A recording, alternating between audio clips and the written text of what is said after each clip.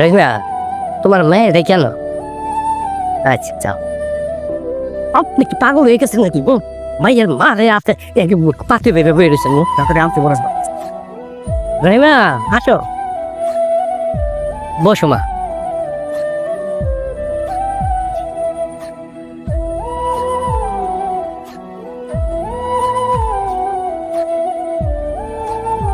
রবিন সাহেব, মেয়ে আমার পছন্দ হয়েছে। মেয়ে তো পুরাপুরি। এই পর্যন্ত 19টা মেয়ে দেখলাম, তো সুন্দর মেয়ে আমি দেখি না। কিন্তু মিয়া ও ভাই, রহিমা, তোমার মায়েরে আমাকে পছন্দ হয়েছে। তোমার মায়ে তো দেখতে একবার নাইকে ঘুমতো, আর আমাকে হৃদয় সব কিন্তু নায়কদের চাইতে কম না। আমরা একটা বসে কাজ করি, ছেলের বেতন ভালো, বংশ ভালো, ঢাকায় বাড়ি আছে।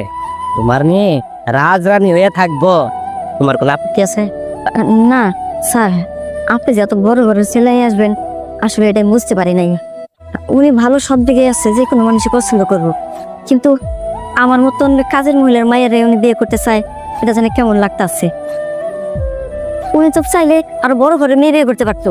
হ্যাঁ, তা তো পারে, কিন্তু ব্যাপারটা হয়েছে কি, আমি বলতেছি, আসলে আম্মা, আমি যখন অনেক ছোট আমার মা মারা যায়, এরপর আমার বাবা আরেকটা বিয়ে করে। কয়েক বছর আগে আমার বাবাও মারা গেছে।